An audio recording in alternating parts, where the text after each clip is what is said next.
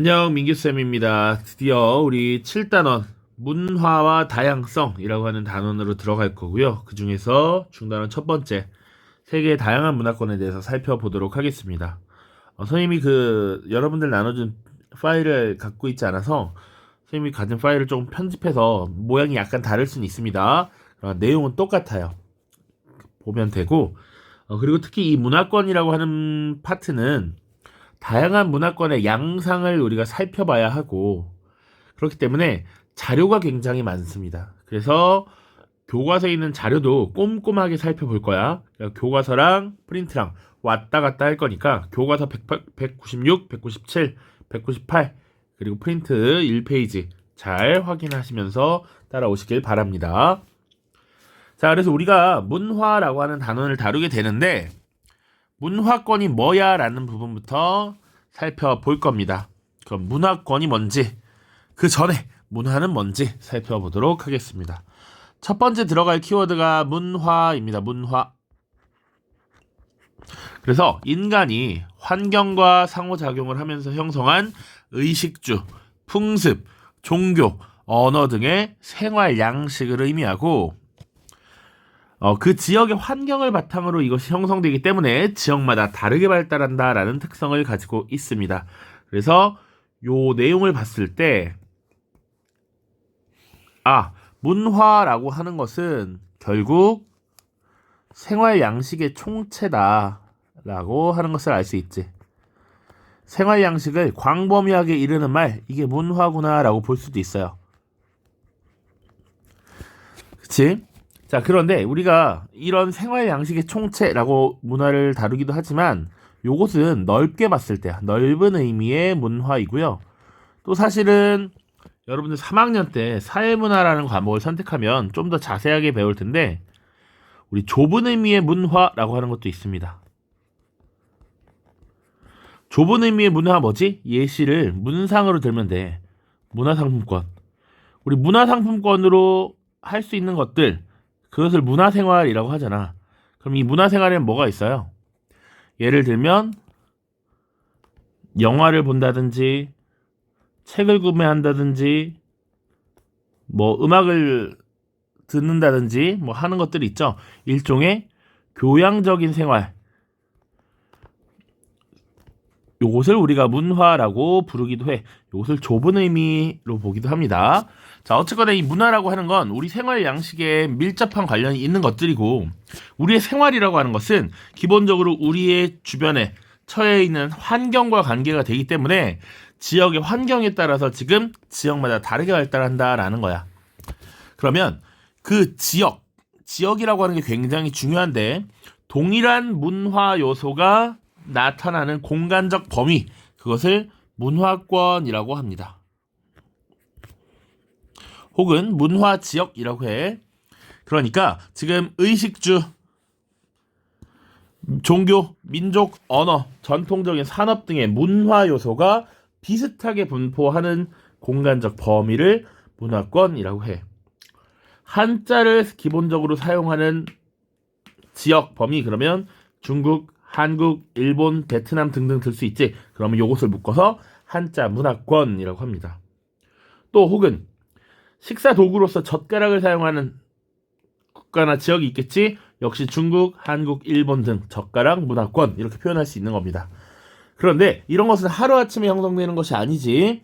오랜 기간 동안 비교적 넓은 범위에 걸쳐서 형성되고, 좀 더 중요한 것은 어떤 문화 요소를 기준으로 삼느냐에 따라 문화권이 다양하게 구분된대. 요 부분을 좀 잘 기억해 주세요. 우리나라의 경우에도 아까도 얘기했지. 젓가락 문화권에 속할 수도 있고, 또 한자 문화권에 속할 수도 있고, 또 유교의 영향을 받은 유교 문화권에 속할 수도 있고, 그쵸? 요런 것들에 따라서 어떤 요소를 기준으로 삼느냐에 따라서 문화권의 구분이 달라진다라는 것 기억을 하시면 됩니다.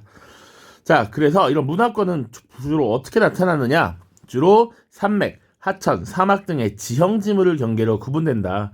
요즘처럼 교통이 극도로 발달하기 이전에는 사실은 다른 지역을 오고 가는 게 쉽지 않았고, 이런 오고 가는 것을 막는 일종의 장애물이라고 할 수 있는 산맥, 하천, 사막 등을 경계로 문화권이 구분이 되었다.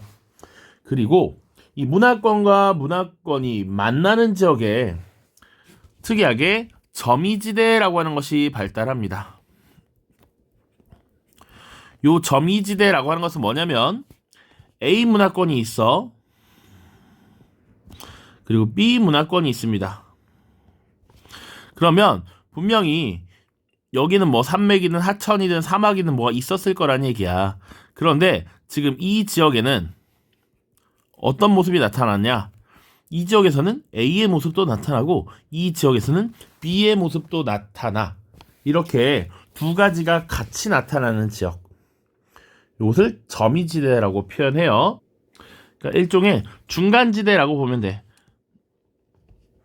중간지대적 성격을 가진 것을 점이지대라고 합니다.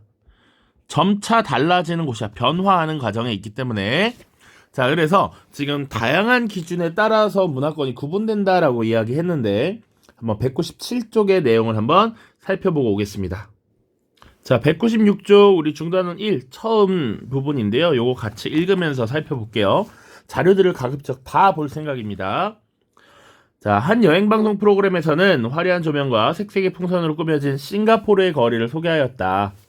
전통 복장을 입은 무슬림들은 거리에서 음식을 먹으며 사람들과 대화를 나누거나 모스크에서 함께 예배를 드리기도 했다. 알고 보니 하리 라야 푸아사라는 축제였는데 이슬람교에서 행하는 금식 기간인 라마단이 끝났음을 축하하기 위해 열린 것이다. 이슬람교 외에도 싱가포르에서는 크리스트교, 불교, 힌두교 등 여러 종교와 관련된 축제가 공휴일로 지정되어 있다고 한다. 지금 위에는 지금 이슬람과 관련된 내용들이 쭉 나와 있어, 그렇지? 그래서 이슬람 교도들을 뜻하는 모슬렘이라는 표현도 나와 있고요. 싱가포르에 지금 이슬람 교도들이 꽤 있다라는 걸 알 수 있지. 그래서 이슬람 사원인 모스크에서 함께 예배를 드렸고, 그리고 이슬람교에서 행하는 금식 기간인 라마단이라고 하는 것, 요것이 끝났음을 축하하는 행사를 보여주는 거야. 라마단이라고 하는 건 이슬람에서 9번째 달을 말합니다. 그러니까 이슬람 달력으로 쳤을 때 이것을 이슬람력이라고 표현하는데 9번째 달이고요. 이때는 해가 뜨고 난 뒤, 그리고 해가 지기 전까지 해가 지금 보이는 이 기간에는 금식을 합니다. 한 달 동안. 물론 해가 지면 먹을 수 있는 거야. 그래서 금식하고요. 여러분들 금연해야 되고요. 금주해야 됩니다. 심지어 금색해야 됩니다. 이 기간은 이슬람의 율법에서 정하는 라마단 기간이야. 이 기간은 금식, 금연, 금주, 금색해야 된다라는 것. 뿐만 아니라 지금 이슬람교 외에도 다른 종교들도 많이 들어와 있다라는 것이지, 크리스트교, 불교, 힌두교 등 여러 종교와 관련된 축제가 공휴일로 지정되어 있다. 여러 종교가 지금 함께 공존하고 있는 것을 보여주는 것이지. 그래서 이 싱가포르의 공휴일인데 여러 전통적인 종교에서 기리는 휴일들이 국가 공휴일로 지정되어 있다는 것을 보여주는 것이죠. 자, 아무튼 넘어가겠습니다. 자, 문화권의 형성에 영향을 준 요인은 무엇일까? 지금 다음 페이지 197쪽인데 남부, 서남아시아, 아프리카에서는 음식을 먹을 때 주로 손을 사용하고요. 유럽과 아메리카에서는 나이프와 포크를 사용하고 우리나라를 비롯한 동아시아에서는 젓가락을 사용합니다. 이렇게 지역마다 식사 도구가 다른 이유는 무엇일까? 왜? 기본적으로 주식을 하는 음식의 형태가 다양하기 때문이지. 주식의 형태가 다양해. 야, 아무리 젓가락질을 잘해도 젓가락질로 먹을 수 없는 것들이 있어. 그쵸? 그리고 고기 같은 거 큰 덩어리가 나왔을 때는 썰지 않으면 먹기 불편하죠. 그러니까 고기를 주식으로 했던 유럽과 아메리카에서 나이프와 포크가 나타나는 것이고요. 아무튼 문화라는 건 그 지역의 환경에 따라 형성된 문화, 음식 문화가 될 수 있고 주거 문화가 될 수 있고 다양한데 그것에 따라 다양한 양상이 나타난다라는 걸 보시면 돼. 본문 텍스트는 읽어보시면 되고요. 문화 경관이라고 하는 개념을 보겠습니다. 저 밑에서 본문 밑에서 세 번째 보면, 자, 하나의 문화권은 오랜 기간 동안 비교적 넓은 범위에 걸쳐 형성되고 그 지역에서는 비슷한 생활 양식과 문화 경관을 볼 수 있다라고 돼 있어.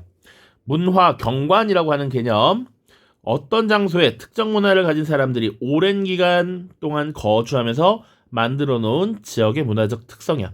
경관은 보이는 것을 말해. 문화적으로 보이는 것. 오랜 기간 생활하면서 쌓여져 있어서 우리가 볼 수 있는 것들, 볼 수 있는 문화적 특성을 경관이라고 합니다. 자, 밑에 다양한 기준에 따라 구분되는 문화권 보겠습니다. 자, 그래서 이 문화권이라고 하는 것은 어떤 문화 요소를 기준으로 하느냐에 따라서 다양하게 나뉜다라고 했는데, 다 똑같은 설명이니까 맨 밑에 줄만 보겠습니다. 이처럼 어떤 기준이냐에 따라서 한 지역이 각각 다른 문화권으로 나뉠 수도 있고, 여러 지역이 한 문화권으로 묶일 수도 있다라고 되어 있어요.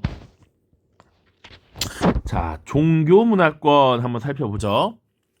지금 대표적인 종교들을 쭉 늘어놓고 있는데, 여기 가톨릭교, 개신교, 그리스도교는 통틀어서 크리스트교라는 범위에 묶어놓은 거야. 그래서 우리가 흔히 세계 4대 종교라고 하면 이 크리스트교와 이슬람교, 그리고 힌두교, 불교를 듭니다. 그래서 기본적으로 요 4개의 분포만 일단 살펴볼게. 크리스트교 보세요. 여기 유럽 지역, 러시아 지역까지 쭉 이어져 있고요. 그리고 오세아니아 지역, 그리고 주로 이 아메리칸 대륙에 많이 퍼져 있죠. 크리스트교. 이슬람교는 어때? 이슬람교는 이 북부 아프리카, 그리고 우리 흔히 중동이라고 얘기하는 중앙아시아와 서아시아 지역, 이 지역에 이슬람교가 많이 분포되어 있다. 그리고 일부 인도네시아라든지 이런 지역에도 지금 퍼져 있네요. 힌두교는 지금 여기 인도에 집중되어 있지. 인도. 자, 그리고 불교 보시면 이 동남아 지역, 그리고 일부 몽골 지역 등을 들 수가 있겠습니다. 이 정도로 다양하게 분포되어 있다라고 하는 거야, 지금. 그치? 오른쪽에 그러면 언어 문화권을 볼게. 세계에서 가장 많이 사용하는 언어들을 중심으로 지금 정리해 놓은 것인데, 우리가 봐야 될 건 뭐냐면, 지금 어떤 기준을 삼느냐에 따라 같은 문화권이 다르게 쪼개지기도 한다는 거야. 자, 봐봐. 여기 라틴 아메리카를 보겠습니다. 라틴 아메리카는 대부분 아까 크리스트교를 믿는 문화권이다라고 했어. 그런데 지금 언어를 기준으로 살피니까 나뉘어 있지. 라틴 아메리카 이 나라는 브라질이고요. 나머지와는 다른 언어적 양상을 보입니다. 그 이유는 브라질이라고 하는 나라는 포르투갈의 식민지였고, 나머지 라틴 아메리카 지역은 스페인의 식민 지배를 받았어. 그래서 사용하는 언어가 지금 에스파냐어와 포르투갈어로 구분된다라고 하는 거야. 봤죠? 그래서 대략적으로 많이 사용한 언어들 보면 기본적으로 여기 지금 이슬람 종교 문화권과 묶이는 이 아랍어라고 하는 것 좀 특이점이 있으니까 살펴보시고, 당연히 중국의 중국어, 힌디어 뭐 이런 것들이 있습니다. 러시아어 등등. 좀 더 언어가 더 많이 세분화되었기 때문에 이런 양상이 나타나고요. 여기 보시면 영국의 언어인 영어가 지금 이 북아메리카 지역에도 확산되어 있고, 오세아니아 지역에도 확산되어 있고, 남아공에도 있죠. 그러니까 지금 영국에 사실은 영향을 받은 나라들이 영어를 많이 사용하고 있다. 이 정도 보시면 되겠습니다. 다시 프린트로 넘어갈게요. 자, 그래서 지금 우리 특징 그리고 문화권 살펴봤는데, 여기 하나만 추가해 놓죠. 특징 하나의 문화권에는 유사한 문화 경관이라고 하는 것이 나타난다라고 하는 것 기억해두면 돼. 자, 2번으로 넘어갑시다. 문화권의 형성에 영향을 주는 자연환경이야. 지금 문화권의 형성에는 이 자연환경이 영향을 준대. 자연환경 말고는 인문환경이 있는데요. 인문환경은 또 뒤에서 살펴보겠습니다. 자, 특히 이 부분은요, 우리 과거 2단원 자연환경과 인간생활이라고 하는 파트에서 다뤘었어. 기후에 따라 생활 양식이 다양하게 나타난다는 것이지, 그 생활 양식의 총체가 문화니까 당연히 반복되는 겁니다. 좀 가볍게 짚고 넘어가도록 할게요. 자, 자연환경 영향을 주는 거 대표적인 것은 당연히 기후가 되겠고요. 그리고 지형이 되겠습니다. 자, 그래서 의식주와 같은 기본적인 생활 양식에 영향을 미친다. 지역에서 쉽게 구할 수 있는 재료, 옷과 음식을 만들고 집을 짓기 때문입니다. 그래서 기후에 따라서 어떤 문화적 양상이 나타나는지 살펴볼 텐데, 요거 기억나? 요거 우리 2단원에서 간단하게 봤었던 쾌펜의 기후 구분입니다. 이거 안 써도 돼. 쓸 필요 없습니다. 대략 평균 기온과 강수량에 따라 이렇게 기후를 구분해놨다라고 하는 것이죠. 그래서 열대, 건조, 온대, 냉대, 한대로 구분을 했었고, 그때 요런 이미지 자료를 봤습니다. 위도에 따라서 태양의 에너지를 받는 그 거리가 다르기 때문에 기후가 다르게 나타난다. 물론 그렇다고 해서 위도가 같다고 해서 무조건 동일한 기후가 나타나는 건 아니다. 자, 어쨌거나 쭉 한 번씩 정리를 해보자고. 열대기후 보세요. 천옷과 나뭇잎으로 만든 옷을 주로 입었대. 왜 그랬을까? 이 지역의 특징, 굉장히 덥고 습한 지역이잖아. 그러다 보니까 통풍이 잘 돼야지. 통풍을 용이하게 하는 옷을 주로 만들었고, 이 당시에 뭐 구할 수 있는 재료들이 한정적이기 때문에 그래요. 자, 그리고 고온다습한 환경에서 잘 자라는 쌀을 주식으로 한 음식들이 나타났고, 이 열대우림에서 잘 자라는 작물이야. 카사바라고 하는 것. 카사바 칩이라고 가끔 여러분들은 뭐 많이 안 먹었을 가능성이 큰데, 가끔 술집에서 기본 안주로 주는 요런 되게 뭐 그냥 먹을만 합니다. 그 집 같은 거 보시면 나무나 풀로 만든 집. 그 집의 형태는 어떻게 나타난다? 고상가옥 혹은 수상가옥의 형태가 나타나죠. 왜 그랬었지? 기본적으로 집 표면에 복사되는 이 지열과 습기를 피하기 위해서야.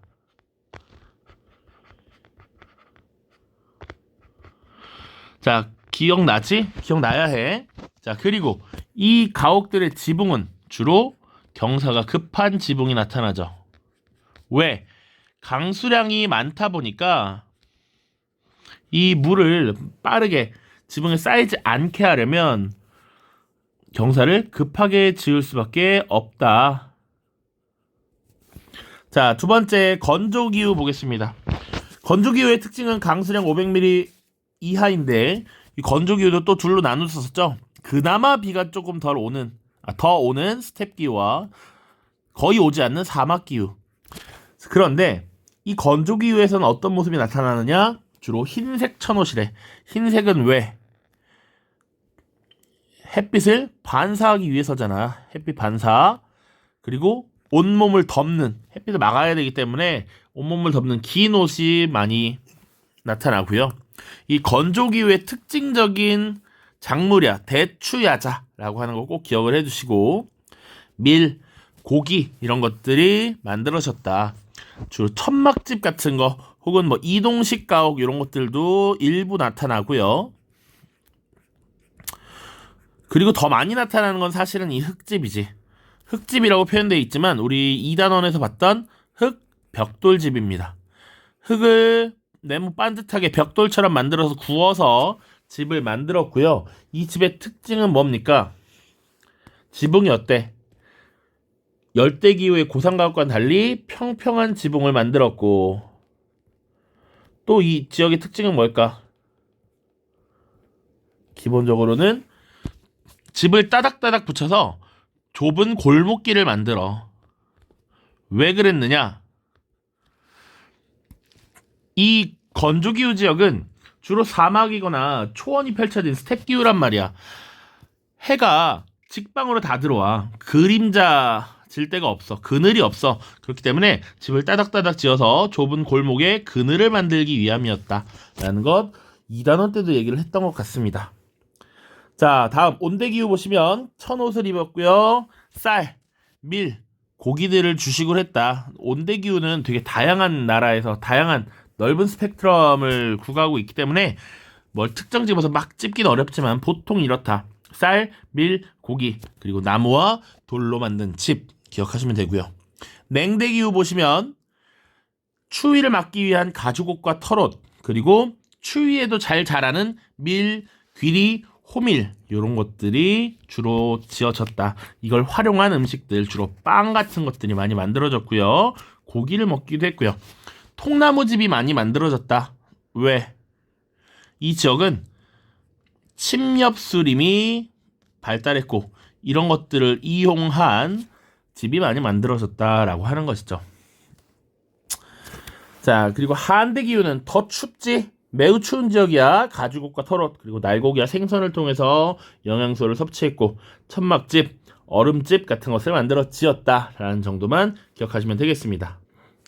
자, 혹시나 해서 조금 더 추가하자면, 그래서 이 기후에 따라서 나무가 자랄 수 있는 기후, 수목기후라고 하는 것, 요 열대기후와 냉대, 온대기후, 수목기후고요. 나무가 자랄 수 있는 기후야. 그러나 건조기후와 한대기후는 수목이 자라지 않는 무수목기후다라고 합니다. 특히 이 건조기후는 강수량과 증발량을 비교했을 때 뭐가 더 높아? 증발량이 더 많은 곳이잖아. 그렇기 때문에 진짜 자라기가 어려웠고, 한대기후는 날이 춥기 때문에 그랬어. 자, 그 다음 음식 문화로 넘어갑시다. 자연환경에 영향을 받은 음식 문화야. 이렇게 지금 세 개로 단순화했는데 교과서에 나와 있는 대로만 간단하게 정리를 하는 겁니다.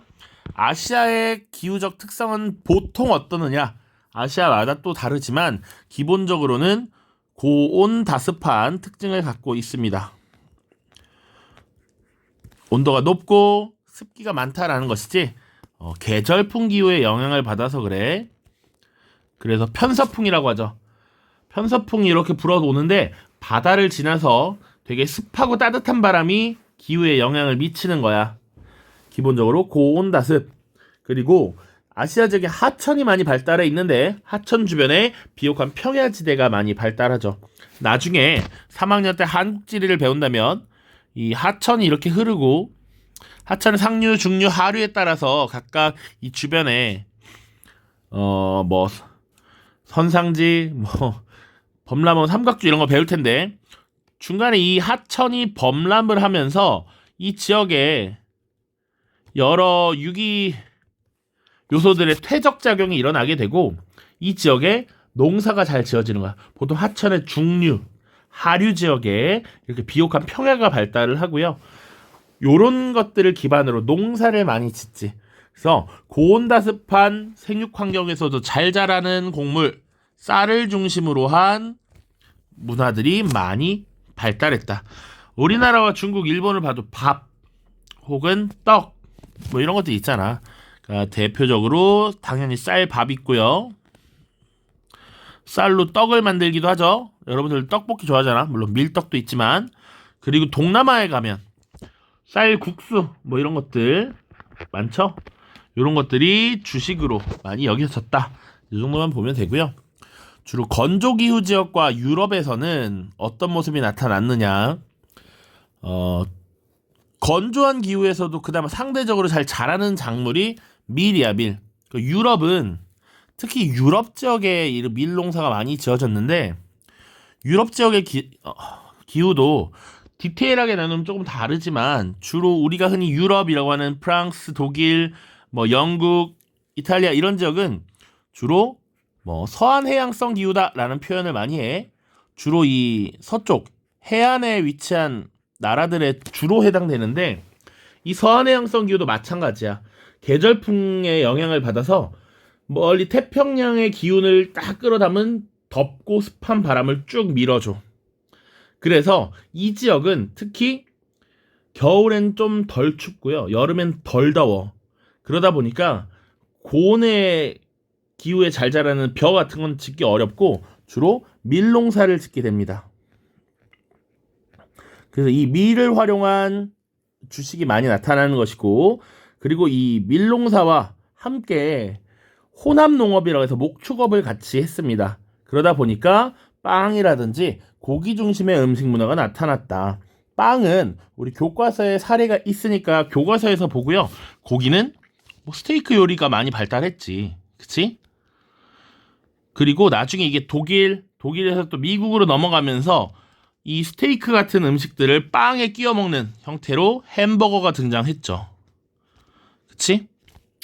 그리고 여기서 조금만 더 추가하자면 빵을 활용한 거, 빵뿐만 아니라 나중에 피자 같은 것도 하나의 형태가 되겠지. 사실 빵의 형태를 변형해서 얇게 펴서 위에 토핑을 올리는 게 피자잖아. 그리고 이따 보겠지만 우리의 빵과 좀 달라요. 단팥빵, 소보루빵, 피자빵 이런 것처럼 들어있는 게 아닌데 발효를 해서 담백하게 만들어낸 빵들, 유럽에서 발달한 포카치아라든지 들어는 봤을 거야. 치아바타라든지 아니면 바게뜨라든지 이런 음식들, 빵들이 주식으로 많이 활용됐죠. 우리 레미제라블에서 보면 장발장이 훔친 빵이 졸라 크거든. 아무 간도 그냥 간만 돼 있는 이런 것들이 주식으로 활용된 거야. 그렇기 때문에 졸라 컸던 거야. 그걸 나눠서 가족들이 먹었던 것이죠. 자, 남아메리카 고산 지역을 보면 지금 여기 잠깐만 볼까? 여기가 남아메리카지. 세계 지역을 봤을 때 여기가 분명히 남아메리카입니다. 자, 이 지역에는 고산지대가 많아. 산이 많습니다. 굉장히. 특히 이 남아메리카에는 요렇게 관통하는 안데스 산맥이라고 하는 게 있었어. 그러니까 이 고산지대에서 잘 자라는 작물들이 주로 주식으로 활용되었는데 그 대표적인 요소들이 뭐냐? 감자와 옥수수입니다. 자, 그래서 아메리카 고산지역, 남아메리카 고산지역의 기후적 특성은 일단 차고 서늘해 냉량한 기후다 이렇게 표현하고요. 그리고 주로 남아메리카뿐만 아니라 멕시코 지역도 마찬가지입니다. 산지가 많이 형성돼 있어서 감자, 옥수수 등을 중심으로 한 음식 문화가 발달했다. 추운 기후에서도 산지에서도 잘 자라는 감자, 옥수수 우리 강원도에서 잘 자라고 있잖아. 그치? 다 조선 후기 이후에 들어온 것들입니다. 이런 것들이 이제 우리 구황작물이라고 표현하는데 이런 것들이 남아메리카 고산 지역에서 많이 자랐다. 대표적인 나라 남아메리카 하면 여기 이제 페루 같은 나라가 있고요. 이걸 다 알아야 되는 거 아닌데 페루 그리고 이렇게 길게 칠레 이런 나라들이 있고 또 뭐가 있더라? 브라질 여기 가장 큰 브라질 여기 커피로 유명한 콜롬비아 베네수엘라 볼리비아 이런 나라도 있습니다. 여기 아르헨티나 이렇게 있고 자, 아무튼 이런 지역에서 주로 감자와 옥수수를 중심으로 한 음식 문화가 발달했고 이따가 교과서에 자료가 또 있지만 이런 옥수수나 감자를 가루로 만들어서 전병 같은 거, 떡 같은 형태를 만들어 이거를 전병으로 만들어서 그 위에 각종 토핑을 올려서 먹는 타코라든지 이거 멕시코에서 유명한 것들이잖아. 또 브리또라든지 이런 것들이 이 지역에서 유행했던 이유가 다 요런 자연환경의 영향을 받았기 때문이다 라는 것 보시면 되겠습니다. 자, 그래서 교과서 198쪽에 유럽인들이 빵을 주식으로 먹는 까닭은 무엇일까 보도록 할게요. 자, 본문은 각자 보시면 될 것 같고요. 밑에 지도와 읽기 자료만 좀 봅시다. 자, 이 유럽과 건조기후 지역은 주로 밀을 주식으로 한다. 이 건조기후 여기 북부 아프리카와 중앙아시아, 유럽 전반에서 지금 밀이 주식으로 이용되고 있다. 이곳은 밀농사와 함께 목축업이 발달했다. 그래서 이 고기 요리가 많이 발달했는데 대표적으로 스테이크가 있지, 스테이크. 자, 그리고 이탈리아에서도 밀농사가 발달하면서 파스타라고 하는 요리가 만들어졌죠. 파스타, 피자 이런 것들이 다 이탈리아에서 유행한 것들이고 이 지역이 또 유명하잖아. 사실은 지금은 토마토 소스를 기반으로 한 파스타가 만들어졌지만 주로 올리브 오일을 기본으로 만든 오일 파스타들이 있죠. 이 이탈리아 지역의 기후가 또 포도, 올리브 농사가 잘 되는 지역이었다라고 하는 것도 같이 봅시다. 자, 그리고 이 동남아시아의 오른쪽에 이렇게 길쭉한 나라가 있는데 베트남이죠, 베트남. 이 아시아 지역은 쌀을 주식으로 하는 문화권이고 이 지역에서는 쌀이 찰기가 있진 않아. 그래서 밥을 먹기에 조금 부적당하고 이 국수를 만들어서 이렇게 만들어 먹었습니다. 이것을 퍼라고 해. 그래서 베트남 쌀국수집 가면 퍼 뭐 이렇게 표현된 집들이 있을 거야. 다 베트남식 쌀국수. 태국도 쌀국수가 유명하고 그럽니다. 자, 그리고 마지막 여기 지금 남아메리카면 여기 아래만 얘기하는 거고 요 위에까지 하면 중남미 아메리카, 그러니까 중남미 혹은 라틴 아메리카 이렇게 표현하는데, 라틴 아메리카의 고산 지역에서는 감자와 옥수수 이런 것들이 많이 사용되었다. 대표적으로 옥수수를 가루로 만들어서 이렇게 만든 전병이야. 전병. 이것을 또르티아라고 하는데, 여기다가 살사 소스랑 뭐 얹어서 이렇게 반 접어 먹으면 타코가 되고요. 쌀이랑 감자랑 이것저것 해서 다 돌돌 말아서 밥을 대용으로 먹는 브리또 같은 것도 이 지역에서 유행했던 음식입니다. 예전에 선생님이 8반에 내기를 했다가 져서 브리또를 한번 사준 적이 있었는데 꽤나 먹을만 합니다. 나중에 한 번씩 드셔보세요. 자, 그리고 유럽인들이 빵을 주식으로 먹는 까닭은 무엇일까? 다 지금 결론은 뭐야? 빵을 만들기 좋은 밀 재배가 유리한 환경이었기 때문이야. 유럽의 기후가 대체로 밀을 재배하기에 알맞기 때문이다. 밀은 생육 조건이 까다롭지 않아서 냉랭하고 건조한 기후에서도 잘 자란다. 이런 것들. 자, 이후에 뭐 나머지는 읽어보시면 될 것 같습니다. 그래서 요래 이 빵에 뭐가 들어간 게 아니고요. 그냥 발효를 해서 부풀기만 부풀어서 그냥 고소한 담백한 맛이야. 그래서 아까도 썼던 깜파뉴라든지 포카치아, 뭐 치아바타, 그리고 바게트 같은 거. 바게트는 많이 먹어봤죠. 원래 바게트는 아무것도 바르지 않은 프랑스의 그 겉이 딱딱한 그런 느낌의 빵입니다. 자, 다시 프린트로 돌아가죠.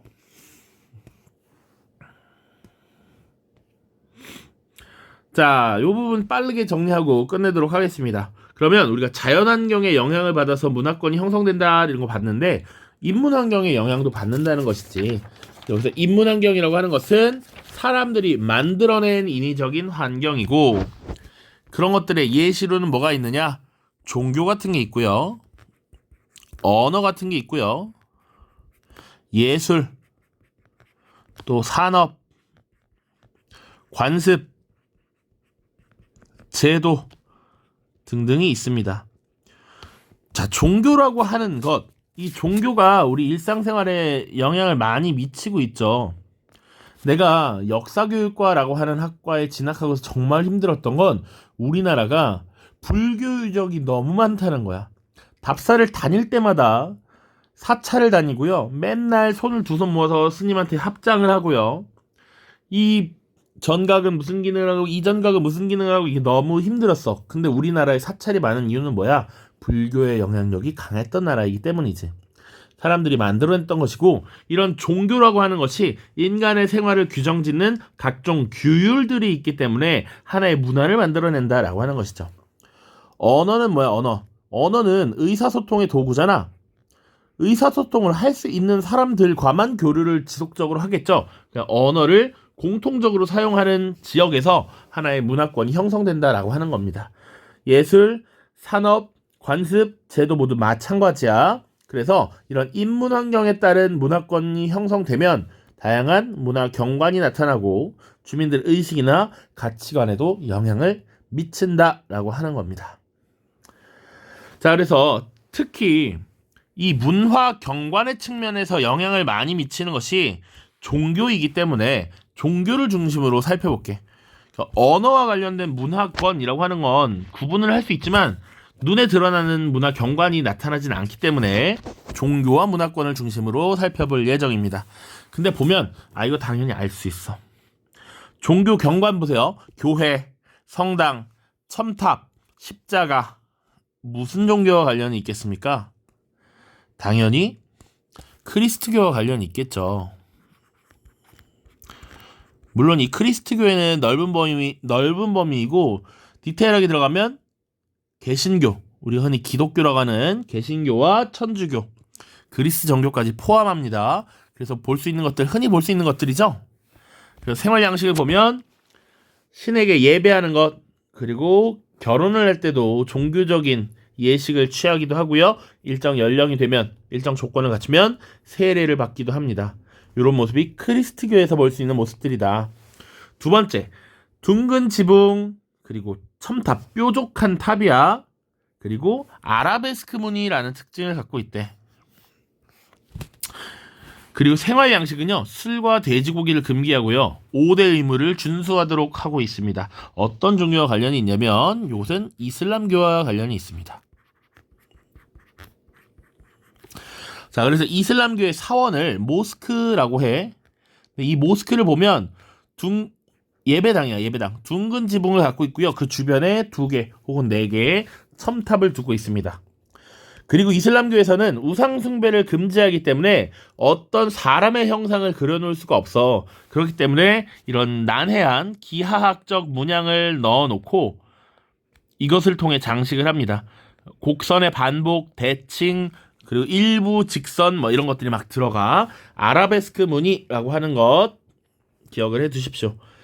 자, 그리고 술은 못하겠고요. 돼지고기를 금기했습니다. 돼지고기를 금기한 이유는 돼지고기 자체를 부정하게 여겼기 때문입니다. 그래서 흔히 이 이슬람교의 경전이라고 할 수 있는 꾸란, 뭐 코란, 쿠란 이렇게 표현하는데 발음상 꾸란이 더 적합합니다. 이 꾸란에서는 돼지고기를 먹지 말라, 그리고 죽은 동물의 피를 먹지 말라 이렇게 되어 있습니다.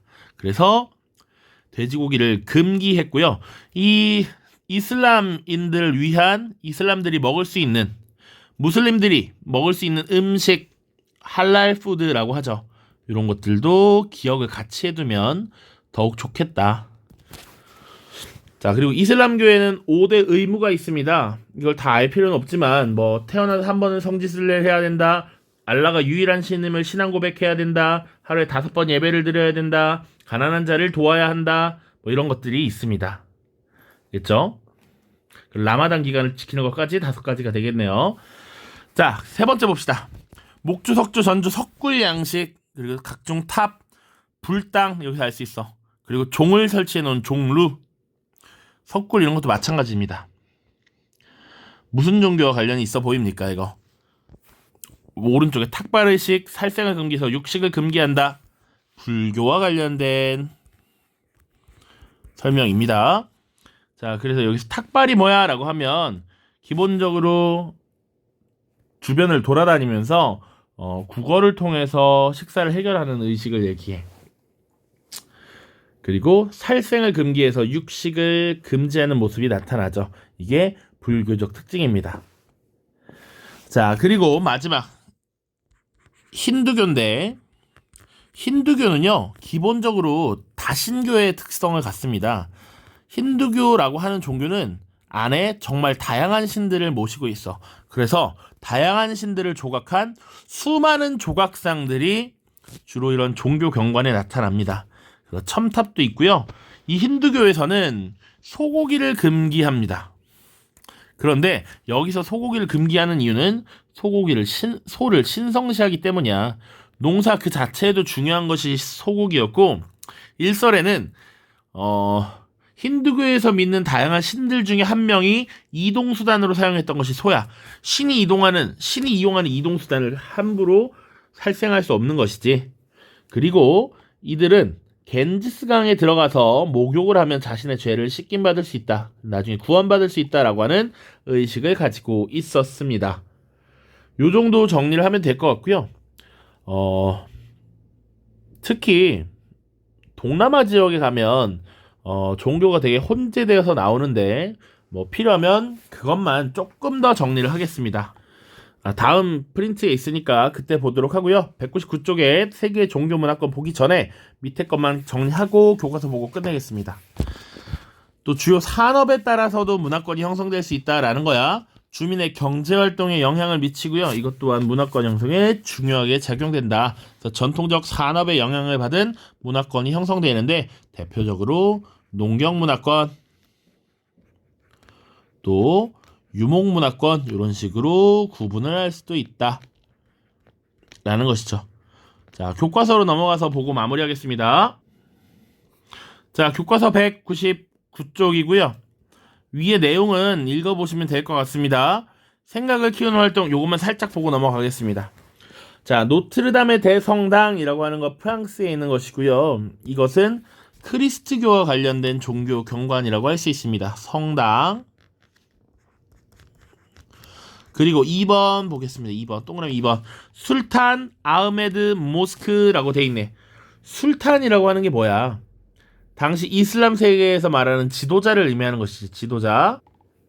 자, 그래서 요거는 이슬람교와 관련이 있고요. 지역 터키라고 하는 것 그리고 모스크라고 하는 표현을 봐도 아, 이거 이슬람과 관련이 있구나라는 것을 알 수가 있습니다. 3번 와프라케오 사원이라고 해서 타이, 태국 지역이고요. 이 지역도 불교가 굉장히 융성한 국가입니다. 그리고 잘 안 보이지만 이 사진이 깨져서 그런데 여기 불상이 있고요. 여기 탑이 이렇게 만들어져 있죠. 불교와 관련된 유적이다. 이것도 화질이 깨져서 그런데 지금 층마다 조각상이 계속 디테일하게 들어가 있습니다. 이것은 다신교였던 힌두교에서 여러 신들의 조각을 해놓은 것을 의미해 힌두교이고요. 그럼 각각 생활의 모습 보시면 탁발, 거리를 다니면서 식사를 얻어서 하는 행위. 기본적으로 이 불교와 관련된 생활의 모습이다. 그리고 노트르담 대성당, 크리스트교는 당연히 예배와 관련이 있겠죠. 그리고 스탄 아흐메드 모스크 이슬람교는 여기 꾸란 읽기와 관련이 있겠습니다. 그리고 인도는 여기 강에서의 목욕 의식 이렇게 보시면 됩니다. 됐죠? 자, 고생 많이 하셨고요. 다음 시간에는 세계의 다양한 문화권 좀 더 암기해야 될 부분이 많은 부분을 살펴보겠습니다. 고생했습니다.